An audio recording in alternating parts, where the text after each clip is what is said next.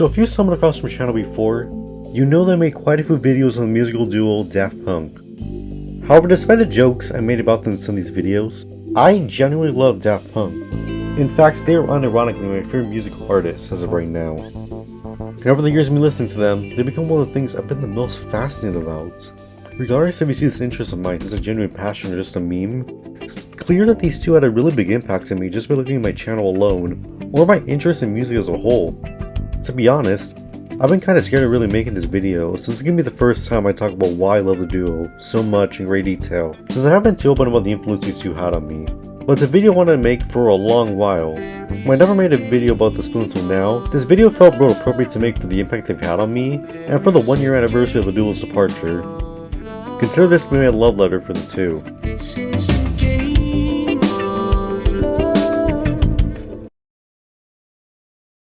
It was the middle of 2019. At the time I was just alone a lot of the time on my computer.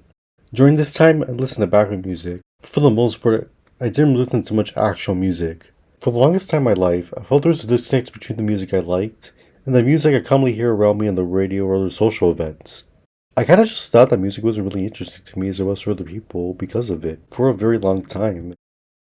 During 2019, however, I decided to start listening to songs I remembered from time to time, and actually did like from when I was younger as background music. It was then that I remembered something that ultimately changed part of my life. I remember back when I was young, back in the year 2013, there was a song I really liked on the radio called Get Lucky. I decided to re-listen to it, and sure enough, I really enjoyed it even years later. It was also the time when I realized the people behind it, a robotic duo known as Daft Punk. Truth be told, I knew about them for quite a while even before then. I've heard a few of their songs before, but I never paid much attention as I never listened to them on my own. I listened to all those songs in other places or memes and not elsewhere. Granted, I did really like what I heard, but I didn't really check it out. However, after listening to Get Lucky again, I decided to give these two a chance, and soon clicked on one of the videos recommended, being the song Harder, Better, Faster, Stronger. I gave it a listen on my own for the very first time, and sure enough, it gave me a unique feeling I never really felt before in most songs. Or maybe just any song in general.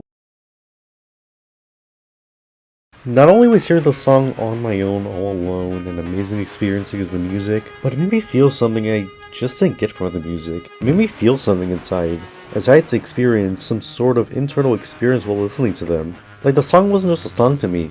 As weird as it sounds, the futuristic and timeless feel of the song felt like I'd experienced an internal feeling I'd never experienced before. It was at this moment that I know there was something really special with these two. I soon listened to all their popular songs, and sure enough, it was enough to get me entirely hooked on the duo. For the first time I think, I finally found some artists that I actually want to discover more about, just beyond their most popular works. I finally found artists that I could enjoy after years of not really being into music, and feeling so disconnected in that aspect of life but not really listening to any major artists. And so began my journey with Daft Punk.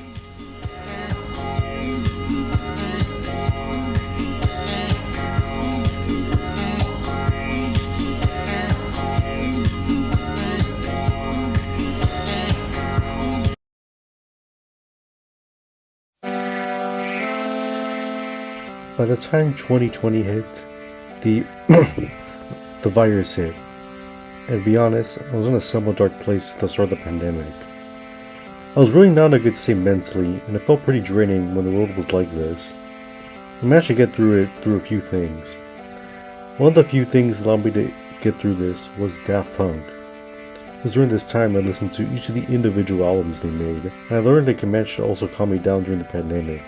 I felt that internal experience I mentioned before, when I first listened to nearly all their music, and still got that feeling listening to many of their songs multiple times, being escaped from the empty and soulless reality of the situation around me during that time. The house mixes of Homework, the clean futuristic feel of Discovery, the grittiness of Human After All, and the retro funk of Random Access Memories. The fact that Daft Punk can consciously switch up their styles of music, and still excel at all those styles, is one thing I always loved about them. It made listening to them a whole lot less tiresome, and all the more interesting seeing their takes on different styles of music, and seeing the process behind it. None of their songs feel aged in the slightest. They feel like they could each be released today and nobody would have batted an eye. Even in their side works like Alive 2007 or the Tron Legacy soundtrack, show their brilliance in making mashups and medleys, and orchestral and grand soundtracks respectively. By the time I came back to physical school, I began listening to the music during my classes.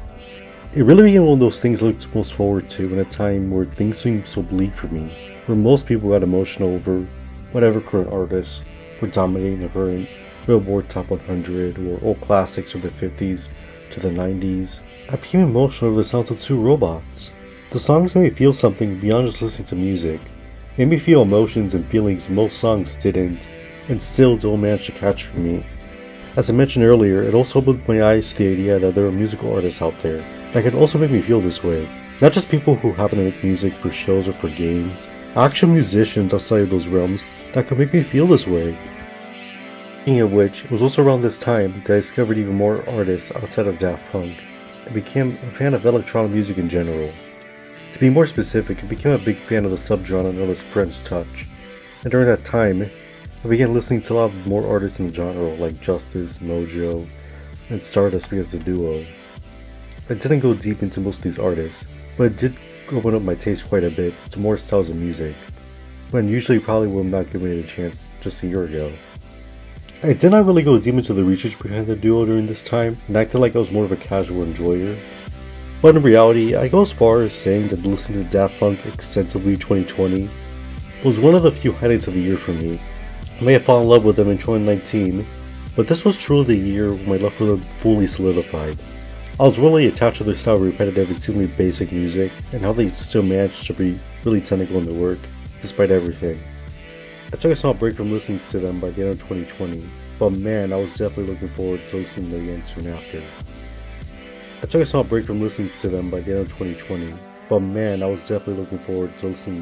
after. But then, the day of reckoning came. February 22nd, 2021. A notification appeared on the Daft Punk YouTube channel. It was a video named Epilogue.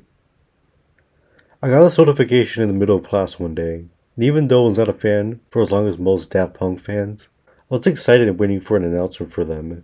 After all, The Weeknd did just recently perform the Super Bowl earlier that month, and they got famous largely because of the collaborations that they made with Daft Punk. So I was secretly hoping that maybe there was a chance there was some big announcement, or maybe a final album. What I got instead was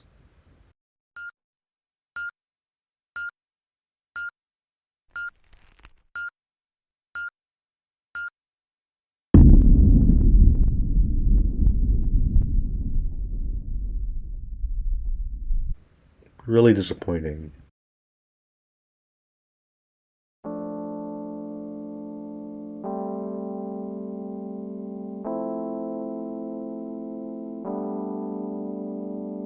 I was devastated to see the news of them splitting up. It was really hard to believe at first, and for the rest of the day, I was pretty sad about it lightly. In fact, Epilogue nearly made me cry watching it, and even almost makes me cry thinking about it. Another time, a guy who rarely cries. I think every touch over the announcement that Daft Punk was no more was the closest a song made me genuinely cry while listening to it.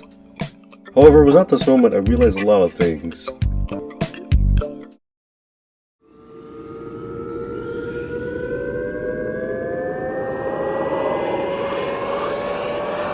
Today's Daft Punk are indeed my favorite musical artists. I tried debating how wild they were while listening to them along with other artists in 2020, but after realizing how much I listened to them and the amount of emotions these had on me in just 1.5 years, I realized that they are my favorite artists by quite a long shot. It sounds weird to say, when I know there are people out there who've been fans for longer, put in more dedication to researching and taking time out of the way to learn about the duo.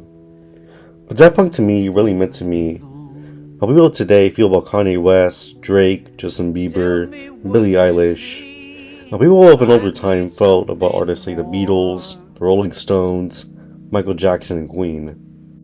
I really wish I discovered these two sooner, that maybe I would have spent more of my life discovering that music isn't just the popular music or annoying noises I would constantly hear around me, that aside from soundtracks, there are a lot more quality music out there, hidden in plain sight that I could be listening to.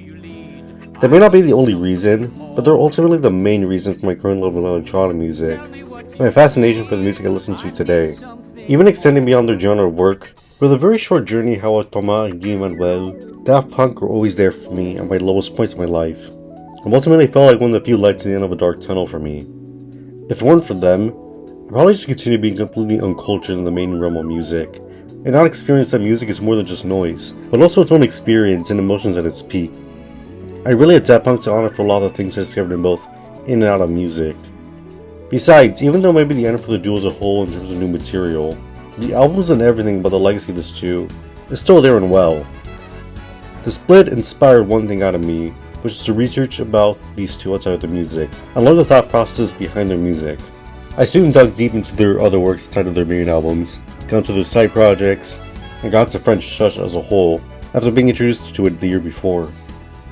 I learned about the main parts of their history and the various processes behind their music, such as the way they both managed to exploit and implement samples and the way they managed to influence other artists back then and today. In fact, ever since the announcement of the split, I've been interested in digging deep into the rabbit hole that's the duo's entire history, and not stopped listening to their songs and discovering new things about them to this day.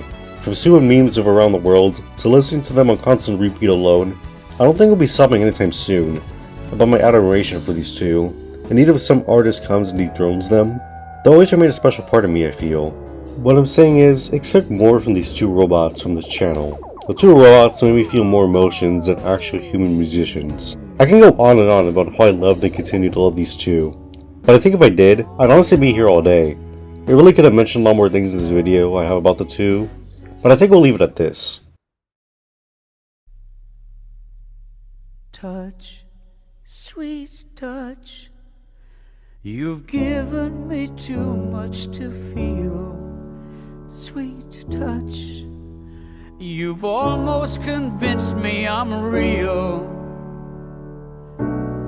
I need something more. I need something more. Thank you, Daft Punk. I was hoping one day you come back. One more time.